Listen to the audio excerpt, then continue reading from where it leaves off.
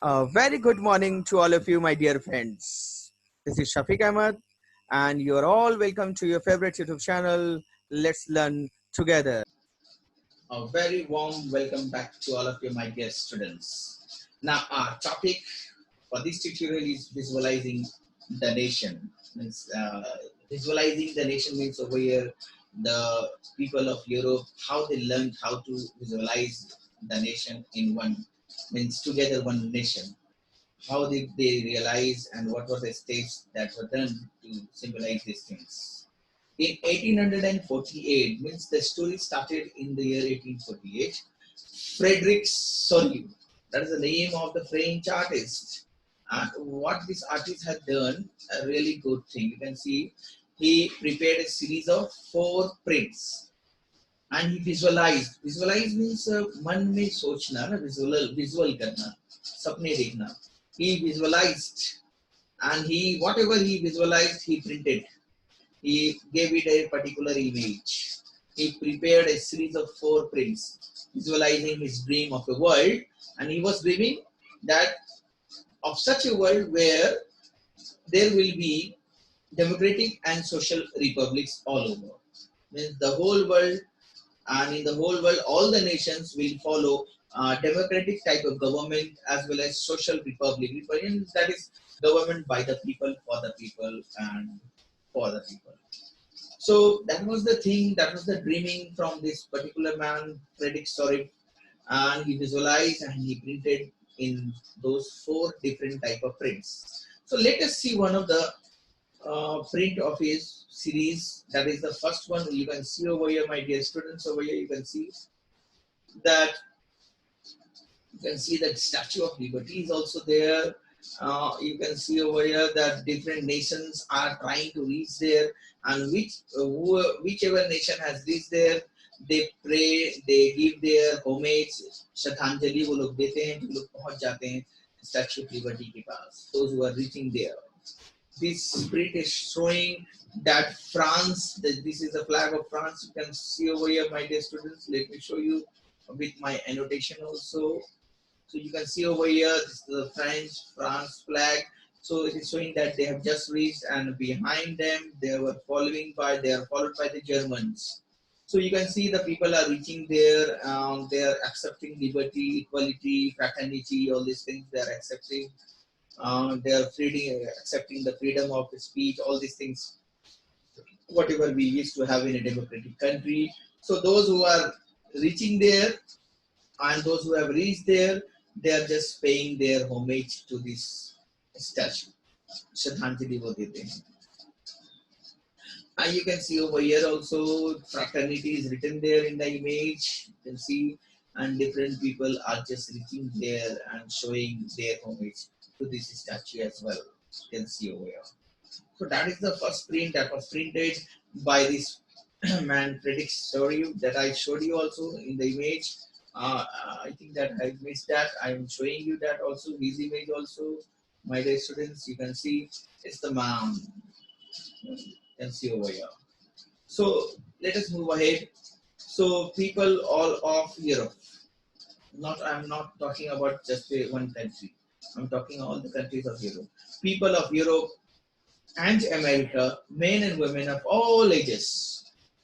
And men, women, सारी उम्र के, यानी old as well as young as well as kids also. So men, women of all ages as well as social classes of all social classes. They belong, whether they belong to any different social class, they all got together and they are shown in that marching in a long train, and they are hoping and they are offering homage to the Statue of Liberty as they pass by. जो भी वहां से गुजरते हैं, they are just paying their homage, that is Shraddhanjali, to the Statue of Liberty. Artists of the time of French Revolution, they try to personify liberty as a female figure. यानी liberty को एक शक्ल देना, मतलब giving a face to the liberty. So artists of that time of French Revolution, they tried this one to give a particular face to liberty. And what they have chosen, which face they have chosen? They have chosen the face of a female figure. We know that female are really quite innocent. They are adorable. They are darling. So everyone loves female. We accept female in different forms, in the form of a sister, mother, wife. So we all love female people because they are just part of our a part of our life. So at that time also, the artists of the French Revolution, they tried to take help from the female figure. They tried to take the help of the female face. And that female face bear the torch of, you can see, you might have seen the French Revolution also, that female figure was bearing the torch of enlightenment in one hand, from which, from the light of that torch of enlightenment, one can remove the darkness of ignorance, darkness of illiteracy. So that particular female was holding one in one hand the torch of enlightenment, and on the other she was holding the charter, means that declaration of the right of man and citizen on the other hand. So artists tried their best to personify that liberty so that people can understand by having a view at that particular image of female figure. And this artist Frederic Sorrieu, utopian vision. Utopian means I showed you, I just explained you in the beginning of the chapter that it is such a vision which is unrealistic, which we can't find in this world. Such a vision, ऐसा सपना देखना, ऐसा देश का सपना देखना, या जगह का देखना, सपना की जो possible नहीं हो. So he was having this type of vision that he wanted to make such a country or such a world where there will be only democratic and social republic, there will be no cheating, nothing. So he was just having a vision such that the people of the world are grouped as separate nations. His vision, see, he's just visualizing that there will be different nations, all different nations, and everyone will be identified through their flags and as well as their national costumes also. So he was visualizing like this, that nations, okay, we will have separate nations, no issues, but every nation will have their own flag and national costumes. So he was visualizing all these things in his prints that he visualized. Let us see, the United States and Switzerland were already nation state at that time. It means that they have already passed the Statue of Liberty. They are all united. They have become nation state where they were sharing common language, tradition, history, custom, cultures, everything they were sharing in common. So United States as well as Switzerland were already nation state at that time. But the France people, the French, France people have just reached there. Yeah, I have showed you in that image also, that tricolor image. They have just reached that statue. And France is then followed by the people of Germany also, bearing the black, red, and golden flag that I showed you in the image. So France has just reached, but United States and Switzerland has passed that liberty, Statue of Liberty, and they are paying their homage, that is Shraddhanjali, to that Statue of Liberty. They have become nation state, this United States and Switzerland. But France reached there just now, and Germany is just going to reach there, bearing the flag, black, red, and gold flag behind France. So when Sorrieu created image, actually what was happening that the German people did not yet exist as the United Nations. We have studied and discussed about that German became they got united in the year 1871. So this image was just printed in the year 1848. So it was way before, before the unification of Germany. So German people, they were not knowing about this type of United nation state. So the flag that they carry is an expression of what? Liberal hopes. They were just thinking about the liberty, that is getting rid of the monarchy system and implementing what? Implementing this democratic type of government in their country of Germany. So it is the expression of their liberal hopes that in 1848 that was printed by this great artist, French artist. And what he tried to? He tried to unify the numerous German-speaking principalities in a one state, that is under a democratic constitution. So this particular man, French artist, has showed the world, not only Europe, but the whole world has seen that what is his visualization. And let me tell you one great fact, that all his visualization has come true. Oh, means his dreams has come true. अब बहुत कम होता है कि सपने जो है वो सच होते हैं. But his dreams has come true, and we can see that different countries are just getting democratic, and every country is claiming that they are a democratic country. So artists in 18th and 19th centuries, what they tried, they presented a ruler through, they used to present a ruler such as Akbar, Babur in India, and more and more. So at was that time, artists used to represent the ruler through a portrait. They used to make their portrait or statue, so that they can just convince or get the reward from the king or queen also.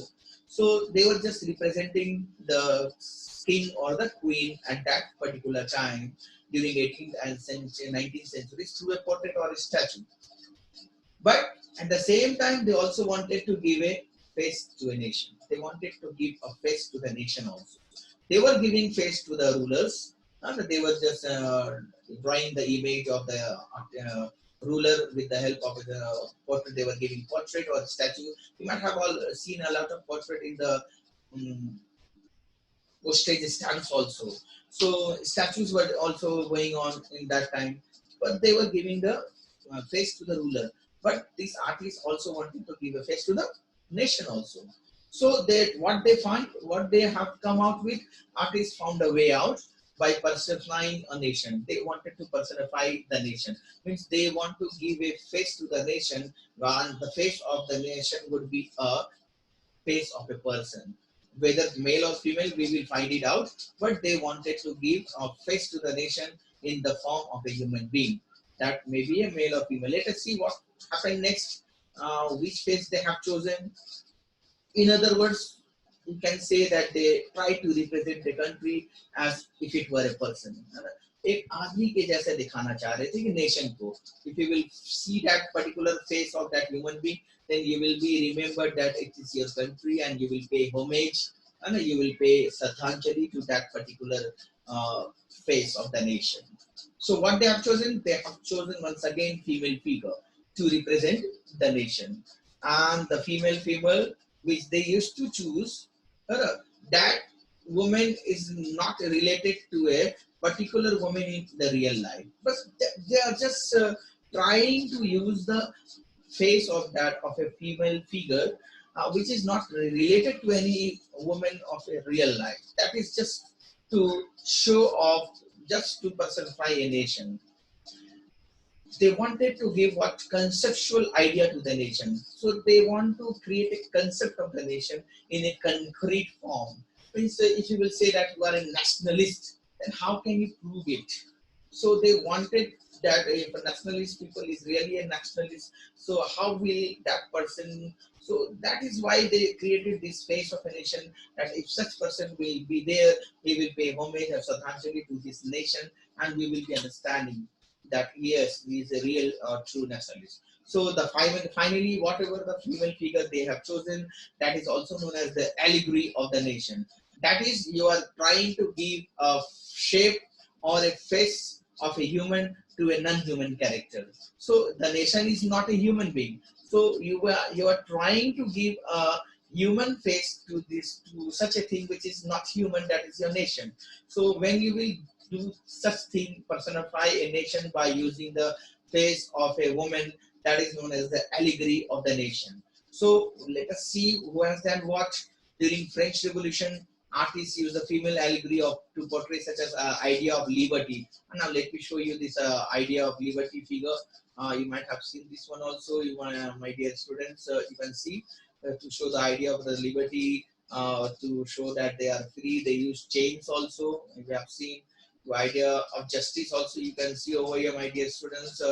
We use this type of figure. A female figure is also there to show the idea of justice. And you might find it in the court also, that they are using. What are they just trying to say? That if you will see that particular image or particular statue of a woman having two different, having a weighing machine, weighing for weighing a thing on two hands, you will just remember that it is for justice. For example, we can see the attributes to the liberty are the red cap. We have seen that during the French Revolution also about this one, the attribute to the red cap. Let me show you. Let me show you that also with hyperlink is there. Or, yeah, it's there. Yeah, you can see this one. It's coming on your name. The Philadelphian cap, that is the red cap. Whenever a labor becomes free, he used to wear this red cap. That is the thing, my dear students. You can see over here. And even you can see the broken chain also. Let me show you this broken chain they use. So what they are trying to just personify, or they are just trying to give a particular face to something. That is, for example, so I'm showing you, my dear students. And we have seen a blindfolded woman also, many times that we have seen that they are carrying a weighing scale on the hand, and a female figure is there. So that is the allegory. And if you are trying to give something face of a particular human being to a non-human character, justice is non-human character.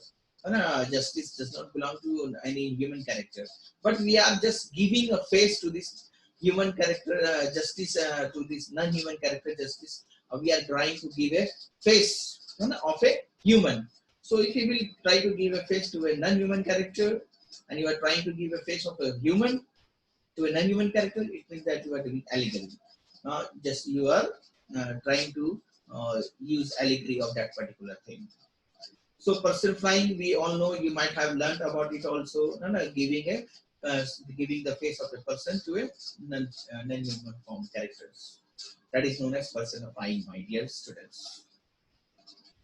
In France, the allegory was Christian, means allegory was chosen of a female figure, and that allegory was named as Marianne. You can see this figure. That was the allegory of France. They have chosen this female figure. So this female face that we are all seeing, if it matches with particular woman, that it doesn't mean that it is showing that particular woman. So this face is not related to any of the real woman. Okay, that is just to show the people so that they can pay homage to this statue. The statue that is she is carrying over there. Oak leaves are there also. You can see oak leaves. So we can see over here, if someone people from France will see this, and they will pay Shraddhanjali and homage to this speaker. It means that they respect their nation. And Marianne is a Christian name, which underline the ideas of a people nation. Her characters were drawn from those of liberty and republic, the red cap, the tricolor that we have seen, the cockade. That cockade we might have seen on cockade. Let me show you this one also. This you can see over here. Let me zoom in and show you with my annotation also. Let me show you. Yes, I got the annotation over here, and this is they're known as the copy over here. You can see over this one. So these are the things that the people, that the artists of that time were using to show that they are really doing something for the nation also. So let us see, let us move ahead. So you will have to remember the name of the allegory of France was chosen as Marianne. Statues of Marianne were erected in public places, in public squares everywhere, wherever there is a huge crowd of public, and this statue of Marianne was erected there. So that whoever will pass by that particular statue, they will just pay homage to that statue. And that was to remind the public the national symbol of unity, and also to help them, persuade them to identify that they belong to this particular nation. So Marianne image was marked even in coins also, and even in stamps also. Let me show you. The image of Marianne was there in the coin itself, and even in the stamps also you will find it. You can see the Marianne image, so that the people can pay homage to the nation. Germania was another allegory that was chosen, the allegory of Germany. And the name of the allegory of Germany was known as Germania. This is the figure you can see over here. There's some message also, my dear students, there. Let me show you that message here. The artist prepared this painting. Now, what is the motive behind this type of painting of the image of Germania? Let me show you. So the artist prepared this painting of Germania on a cotton banner, and it was meant to hang from the ceiling of the church of St. Paul. Remember that, where the Frankfurt Parliament was convened in March 1848. So this was the image created of the Germania, so that it can be hung in the ceiling of the church of St. Paul also. So that is the thing, my dear students over here. You will have to remember the name of the female allegory of German. Okay. So let us move ahead. Germania became the allegory of German nation, and Germania, you have seen that it is guarding the river Rhine, and which is the major European river. In visual representation, Germania wears a crown of oak leaves. So Germania was wearing that in the image we might have seen, wearing a crown of oak leaves. And oak leaves, let me show you that oak leaves and I will also tell you the story of this oak leaves. What is the motive of using this oak leaves on the head or the crown of the Germania allegory? What was the image? What was the motive? That German oak stands for what? Heroism. And वो दिखाता है कि आपके heroism के आपके देशभक्ति को दिखाता है that oak leaves. Okay, that is why that they have chosen this one. And visualizing the nation में हमने बहुत बार देखा है. We have seen a lot of time in the French Revolution chapter also that a lot of things have been used to attribute. And see, you can see the broken chains, and let me show you that broken chains. Yeah, you can see over there that broken chain they have used for to get to show that they have been freed. And a breastplate with eagle, that is the symbol of German Empire, showing the strength of the German Empire. Let me show you that also breastplate with, you can see breastplate with an eagle also.